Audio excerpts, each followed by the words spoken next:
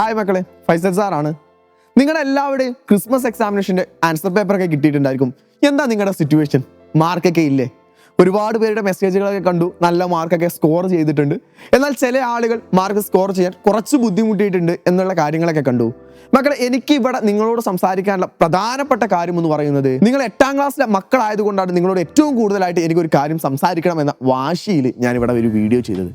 കാരണം എന്താണെന്ന് വെച്ചാൽ, നമ്മുടെ 9, 10 അതിൻ്റെ എല്ലാം പാറ്റേണുകളിൽ മാറ്റം വന്നു. 8ൻ്റെയും ചെറിയ രീതിയിൽ പാറ്റേണുകളിൽ മാറ്റം വന്നു. ക്വസ്റ്റ്യൻ പേപ്പറിൻ്റെ പാറ്റേണുകളിൽ മാറ്റം വന്നു. ഇതെല്ലാം നമ്മളെല്ലാം ന്യൂസുകളിലൊക്കെ കണ്ടിട്ടുള്ള കാര്യമാണ്. അതല്ല ഒരു പുതിയ കാര്യം എന്ന് പറയുന്നത്. പക്ഷേ നിങ്ങൾക്ക് മാത്രമായിട്ട് ഇനി പുതിയ ചേഞ്ചുകൾ വരാൻ പോകുകയാണ്.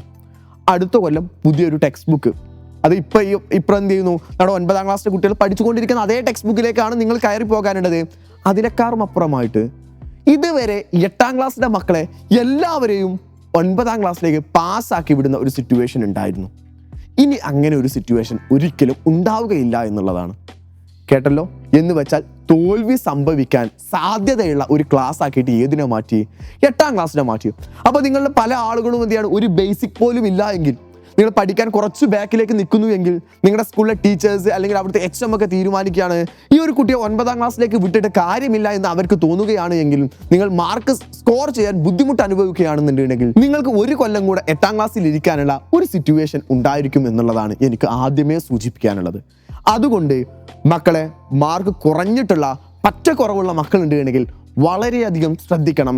നിങ്ങളുടെ ബേസിക്സ് നിങ്ങൾ നിർബന്ധമായിട്ടും ഇപ്പോഴേ പഠിച്ചു തുടങ്ങിയിരിക്കണം. അടുത്ത കാര്യം എന്ന് പറയുന്നത്, നിങ്ങൾ അടുത്ത കൊല്ലം 9ാം ക്ലാസ്സിലേക്കാണ്. 9ാം ക്ലാസ്സിലേക്ക് ഇപ്പോൾ നമ്മുടെ 9ാം ക്ലാസ്സിലെ മക്കൾ പഠിച്ചുകൊണ്ടിരിക്കുന്ന പുതിയ ടെക്സ്റ്റ് ബുക്കിലേക്കാണ് നിങ്ങൾ കയറാനുള്ളത്. അത് പഠിപ്പിക്കുന്ന അധ്യാപകൻ എന്ന നിലയിൽ ഞാൻ ഇപ്പോഴേ പറയാം, നിങ്ങളുടെ ഇതുവരെയുള്ളൊരു പാറ്റേൺ പോലെയല്ല പുതിയ 9ാം ക്ലാസ്സിലെ ടെക്സ്റ്റ് ബുക്ക് എന്ന് പറയുന്നത്. അത്യാവശ്യം നല്ല ടഫായിട്ടുള്ള സിലബസാണ്. അതിലേക്ക് നിങ്ങൾ കയറുന്ന സമയത്ത് ഇവിടുത്തെ ബേസിക്സുകൾ നിങ്ങൾക്കില്ല, 8ാം ക്ലാസ്സിൻ്റെ ടോപ്പിക്കുകൾ ഒന്നും തന്നെ നിങ്ങൾക്ക് അറിയില്ല എങ്കിൽ അവിടെ നിങ്ങൾ നന്നായിട്ട് കഷ്ടപ്പെടും.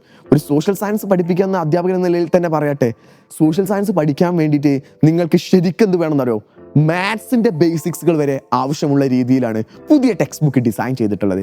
അതിൽ ഗ്രാഫ് വരയ്ക്കാനാണ് ആക്ച്വലി വരുന്നുണ്ട്. അതുപോലെ തന്നെ അതിൽ ഒരുപാട് ഗ്രാഫിക്കൽ റെപ്രസെൻറ്റേഷൻസുകൾ വരുന്നുണ്ട്, കാൽക്കുലേറ്റ് ചെയ്യുന്നതിൻ്റെ മെത്തേഡുകൾ വരുന്നുണ്ട്. അതിന് ഒരുപാട് കാര്യങ്ങൾ നിങ്ങൾ ആലോചിക്കുക. സോഷ്യൽ സയൻസ് എന്ന് പറയുന്ന സബ്ജക്റ്റിലാണ് വന്നിട്ടുള്ളത്. അപ്പം നിങ്ങളുടെ ബാക്കി സബ്ജക്റ്റുകളിലെല്ലാം എത്രത്തോളം ടഫായിട്ടുള്ള കോണ്ടന്റുകളായിരിക്കും കയറി വന്നിട്ടുണ്ടായിരിക്കുക. സോ അതുകൊണ്ട് മക്കളെല്ലാവരും നിർബന്ധമായിട്ടും ഇനിയുള്ള ദിവസങ്ങൾ ഇരുന്ന് പഠിക്കണം. ഇനി എത്ര ദിവസം ഉണ്ടടാ എക്സാമിനേഷന്? മാർച്ചിൽ നമ്മുടെ എക്സാമിനേഷനാണ്. ഈ മാസം എന്ന് പറയുന്നത് ജാനുവരി ഫസ്റ്റ് വീക്ക് ഇതാ കഴിഞ്ഞു. ജാനുവരി ഫസ്റ്റ് വീക്കൊക്കെ കഴിഞ്ഞു. സെക്കൻഡ് വീക്കിലേക്ക് ഇപ്പോൾ നമ്മൾ കയറിയിട്ടുണ്ട്. ഇനി നമ്മുടെ മുമ്പിൽ കിട്ടുന്ന ദിവസം എന്ന് പറഞ്ഞാൽ ഏകദേശം 50 ദിവസങ്ങളാണ് കിട്ടുക. ഈ 50 ദിവസം കൊണ്ട് 8ാം ക്ലാസ് എന്ന് പറയുന്ന ക്ലാസ്സുകളെ നമുക്ക് വൈൻഡപ്പ് ചെയ്യാം.